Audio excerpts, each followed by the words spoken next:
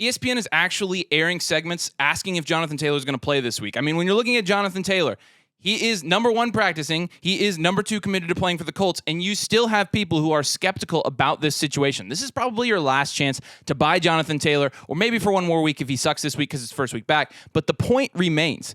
Jonathan Taylor, if he is healthy, he is a league winner. We saw it in 2021. Last year, he was a little bit banged up. This year, he slid down draft boards after the injury news came out, the contract news came out, and Jim Irsay is the bad guy. That is what you can use against your league mates. Jonathan Taylor's not going to play. Jonathan Taylor, he hates the Colts. Jonathan Taylor, his owner's Jim Irsay. Jim Irsay sucks. You send all that to your league mate who owns Jonathan Taylor, and you say, this is why you probably shouldn't hold on to JT. But let's be clear about one thing. JT's absolutely going to play. And actually, it was pretty obvious most of the time that JT was going to play. And you may say, no, well, he was going to get traded. No, well, he was going to hold out. He was never really going to do any of that. And you can check the receipts because we've said that all along. JT was always going to play for the Colts. Stephen Holder has reported that there's been a significant shift in the rocky relationship between Jonathan Taylor and the Colts. It's unclear for long term, but right now the change is fairly dramatic. So what does this mean? It means Jonathan Taylor is playing for the Colts. It means that he doesn't hate where he's at the moment, or at least he's acting like he doesn't, which means he wants to play. And he is now going to be paired with Anthony Richardson. Anthony Richardson and him will be a lethal combination. There's going to be no stopping that. And we think that if Jonathan Taylor remains healthy for the rest of the year, which we suspect he will, given how long he took to rehab, Jonathan Taylor could probably be a league winner. And because of the narrative surrounding the Colts and Jonathan Taylor right now, you can probably get him at a discount, and he probably could still win your leagues for you if you can buy him low this week. Yeah, and you can take that Stephen Holder news with a grain of salt, take it however you want to. But I think ultimately, at the end of the day, what you take away from that as a fantasy owner of Jonathan Taylor is that all of the is Jonathan Taylor ever going to play this year? That was all a load of crap. And we should have known. And we knew, and we were telling you guys to take Jonathan Taylor. We didn't honestly anticipate that he would miss the first 4 games, but we knew that at some point this season he would play. And that's already going to come to fruition. If not this Sunday, definitely next Sunday against, I think, Jacksonville. So next guy we're going to have here is Jaylen Waddle. He's currently the wide receiver 56 on the season. Obviously, that's a little skewed because he did miss week 3 against Denver with the concussion. The elite boom upside is absolutely worth a trade. I mean, you're talking about a guy that was going mid to late second in fantasy drafts, and he's still playing on the best offense in the NFL. The situation has not changed. People are going to say, well, Devon Achane, he's going to take away all the touchdowns, all the big playability. Stop. Okay, Jaylen Waddle and Tyreek Hill are the only reason that Achane is able to produce the way that he has been the last 2 weeks. This is not, in our opinion, going to be as sustainable as Jaylen Waddle putting up the numbers that he has for the last couple of years. His targets will increase. He's gotten 5, 6, and 5 targets the first 3 weeks of the season that he's played.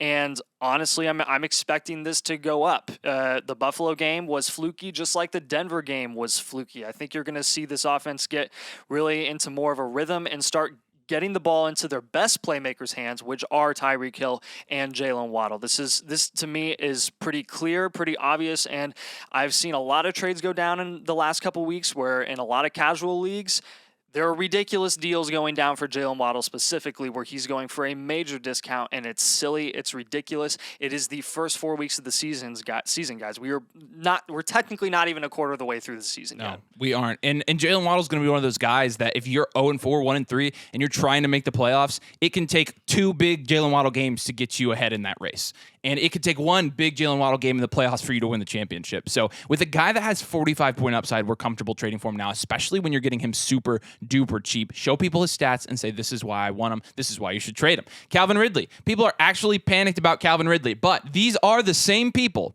that victory lapped after 1 week of Calvin Ridley production. So I'm not really surprised that they're making their assumptions after such a short sample size. The sample size that we did get, however, of Calvin Ridley in week 1 against the Colts, he had 24 fantasy points. He had 11 targets for 8 receptions, 100 yards, and a touchdown. Calvin Ridley looked really, really good. That is what Calvin Ridley's capable of, and that's what Calvin Ridley's ceiling is. And because we know that ceiling, because we know what he is able to do in that offense, we are going to buy into that a little bit now because you're buying fairly low. Again, the Calvin Ridley truthers are the one freaking out. So if you can actually go get Calvin Ridley for significantly cheaper than what you could even before the season, this is where we would have been in on Calvin Ridley preseason at this price. Because Trevor Lawrence so far, really been struggling. It's not been good. This also happened last year. Don't forget that last year the Jags really didn't start out super well. And then afterwards, Trevor Lawrence was making Christian Kirk a wide receiver 1. He was making Evan Ingram a tight end 1. He was making every single one of his weapons better. And when Lawrence does take this step up, Ridley does too. You've seen Christian Kirk in these games has been essentially quarterback proof, which you see more from slot receivers like him that play that type of style. But when you're talking about an X receiver like Ridley, this can be affected by quarterback play. However, Ridley also has a trait of QB proof in him as well. And while you haven't necessarily seen that play out throughout the last couple weeks, and as his targets have gone from 11 to 8 to 7 to 2, we again believe that if Trevor Lawrence does take that step back up, which we believe he will, as AFC South foes, then we think Ridley does as well. And, oh, by the way, we did tell you that Christian Kirk would do well. So we told you. So there's also that. Yeah, we're not taking victory laps for the rest of the season, but with Ridley, I mean, we saw this coming. We saw the slow start coming, and it's absolutely affecting your fantasy team, but you should absolutely not be freaking out. This is why we didn't like Ridley's price to begin with, and this is why we like it now. We anticipated that we would like his price more mid-season because people would freak out about his slow start. Our next guy that we're going to have here is Drake London, and talk about a slow start, man. My gosh. On our playbook video, we predicted a quarterback change would happen. If not in week 4, it'll happen in week 5. Ritter is legitimately, I mean, he is a bottom 3. You can make an argument for being the worst starting quarterback right now in the NFL. Because, I mean, Zach Wilson was in that conversation. Justin Fields, honestly, was in that conversation too. But they both had good games. Ritter is the reason that the Falcons' pass game grade, according to PFF, is dead last. Dead last. Heineke would absolutely be a massive upgrade and allow London to produce at a higher level from a fantasy perspective than he currently is. And honestly, if everyone in the world is seeing it right now, you have to expect that Arthur Smith will see it at some point too, because ultimately Arthur Smith's decision to bring in Heineke or to bench it or keep him on the bench is like, that's the only thing holding the Falcons back from winning that division, because it's a total dumpster fire there. First in route participation and 7th in red zone targets. Drake London is getting the opportunities, but his catchable target rate is so bad. It's only 61.9%, which is 85th in the NFL. I think that means that Arthur Smith wants to target Drake London. He wants to give London those opportunities, and Desmond Ridder is just straight up incapable of executing. I don't think there's any question that Desmond Ridder is the worst quarterback. Should be no in the league question right now at all.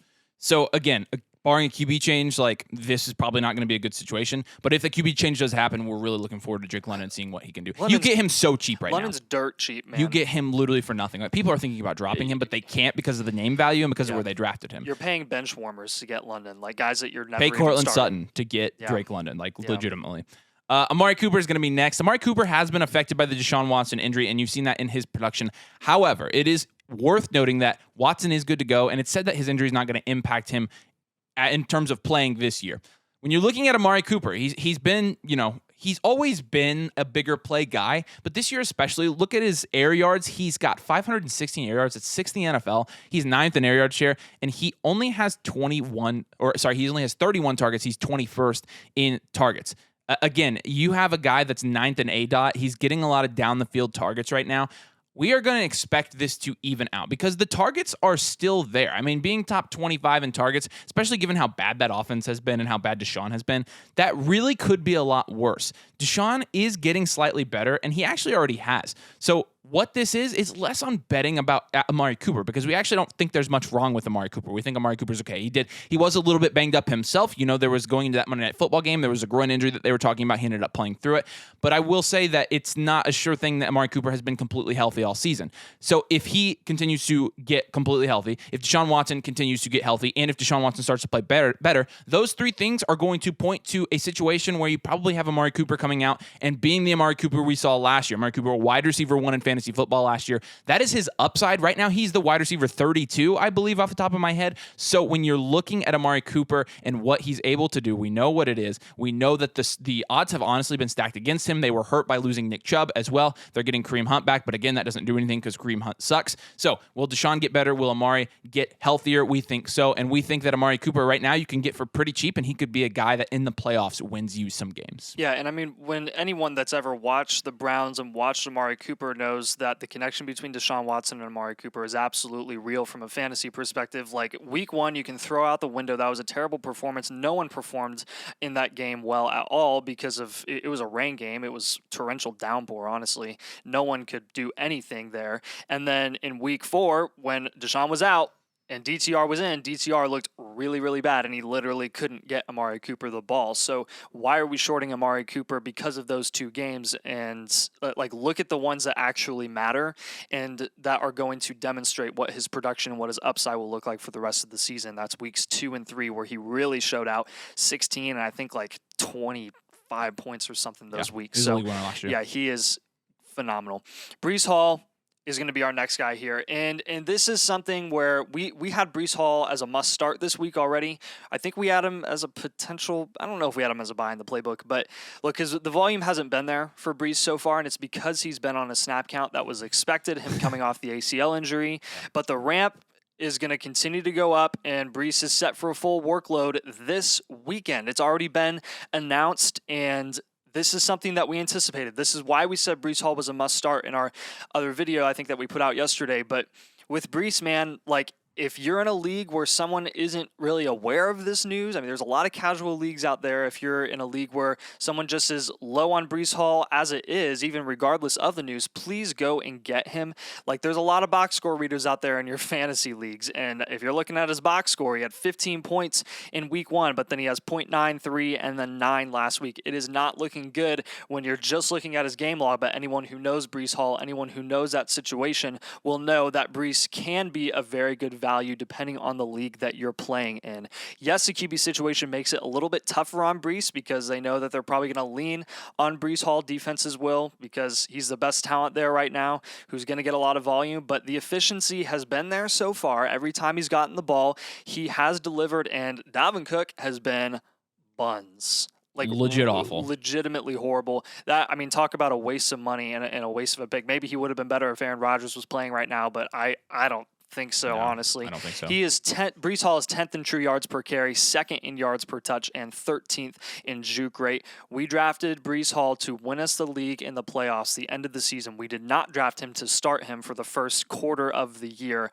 This is the time where we're excited to start having him in our starting lineup. And this is one where even 4-0, 3-1 teams, I could see a good idea would be making a move for Breece Hall, because Breece Hall will take your team to the next level, and he's very cheap right now because people are looking at his first 4 games and be like, crap. Breece isn't doing it this year. He's coming off an ACL, this, that. And in reality, you had Robert Saleh coming out yesterday and said that he's not on a pitch count. For the first time against the Denver defense, he will go off this week. He's going to go off against the worst defense in the NFL, and he's not going to be on a pitch count, and then he's not going to be cheap after that. So I would buy him now on every single type of team. Aaron Jones is kind of the same way. The production was there in week 1, but since then he's only scored 3 points because he only played 1 game, and he did not have a lot of action in that game. And so I think people right now are looking at Aaron Jones and be like, this guy's not helping my fantasy team. There's not enough stats to show his impact. I said stats. There's not enough stats to show his impact on the field because you only had a game of 1.5 games of sample size, but it's Aaron Jones. And there are a couple factors here that are going to play into Aaron Jones being productive for the rest of the year. Number 1, A.J. Dillon, and I should say this one's a non-factor because A.J. Dillon is horrible. He is so bad. And honestly, he is not really helping their offense at all. They are literally just waiting to get A.J. Dillon back, or Aaron Jones back, but A.J. Dillon's not making a difference. And this Packers offense has actually been better than we expected it to be. We knew Jordan Love would come in and have some troubles because he's a rookie, but I really like the way that they've built the offense around him and played it to his strengths, because now you have guys like Romeo Doubs, guys like Christian Watson, guys like Aaron Jones in the future, guys like even Jaden Reed have been fantasy relevant. And you have a lot of teams where the quarterback is so bad, Justin Fields, Desmond Ridder, and Zach Wilson, that their weapons really haven't been fantasy productive. Jordan Love, from a fantasy perspective, is providing for his weapons, and it does make Aaron Jones a lot better of an asset for your fantasy team. There are a lot of people, though, that do not think that right now. That is why he's a buy. He's going to be back again this week. He was back last week, but this week he'll be back again. But he's going to produce this week. And his price is going to increase. So we are going to recommend with Aaron Jones to buy while you can, because this is a guy that's a veteran running back on a decent offense that's going to get a lot of usage. He's going to be very efficient, and he's pretty much got that backfield to himself because A.J. Dillon, like I said, is going to be a non-factor there in Green Bay. Yeah, Austin Ekeler is another guy that we're going to have here because he's now gone 3 weeks without playing, and the more a player doesn't play who's very talented, the less valuable he becomes in fantasy, because that makes complete sense for us to just become lower on the upside of a player when they're out for a couple of games at the beginning of the season. In a very small week 1 sample size, he looked incredible. He looked like the same Austin Ekeler that we've come to know and love for the last 3 years. And the Chargers offense is still as mid as it was before. They've obviously lost Mike Williams, and honestly, that kind of helps Ekeler a little bit. The load may increase for him as well. And the less they push the ball down the field vertically, which they seem to not want to do with their franchise quarterback Justin Herbert, the more work Ekeler is going to get in the short to intermediate range. As long as Staley is the head coach there, as long as Kellen Moore is doing what he's doing there, Austin Ekeler is going to get plenty of volume, plenty of opportunity, and he's going to make the most out of that opportunity. And I have not a single doubt in my mind. Like, the lingering ankle issue, it's lasted a little bit longer than I anticipated. I thought he'd be out for a game. He's now been out for 3. But I think they're kind of just playing it a bit safe, honestly, too, because it is the start of the season, and they're going to need him. He's going to they're making a push at the end of the they're on a bye as well. So Eckler's going to continue to get very valuable touches. Like I would count on that for sure. And Josh Kelly, straight buns. Everyone thought that Josh Kelly was going to come in and fill that hole and be able to do just exactly what Ekeler was doing. Didn't happen. Did not happen. It was absolutely horrible. That offense needs Ekeler badly, and they will utilize him when he comes back. So if you've got an Ekeler owner that is probably down bad, maybe even 1-3, 0-4, and Ekeler's a lot of the reason because of that, then go and jump on that opportunity. Because their patience is probably running out. And that is the thing. You see a lot of these Ekeler teams. I mean, he was their first-round pick. So when your first-round pick, the guy that's supposed to be putting up 25 to 30 points a game, is not even on the field for the first 4 weeks of the season, and you have people panicking, then you pounce and you get Austin Ekeler. Yeah. Those are going to be our buys. They could either take your team to the next level, or they could try to get you out of your hole. We have a lot of 1-3, 0-4 people asking, what can we do? Who can we target? These are some guys you can target because you're going to be getting them significantly cheaper than what their actual upside is. Do us a huge favor. Make sure you drop a like on the video and make sure you subscribe to the channel. We've got fantasy content coming out all season long. We're going to try to bring you accurate, in-depth fantasy content. Head over to flockfantasy.com/domain for all of our exclusive content, all of our rankings, articles, our Discord, to get in leagues with us, etc. Promise that you won't be disappointed. You have to use code DOMAIN for 30% off. We'll also give you a personalized team podcast if you choose the Mother Flock tier over there. Like I said, flockfantasy.com/domain. Use code DOMAIN. Thanks, guys, so much for watching, and we will see you later.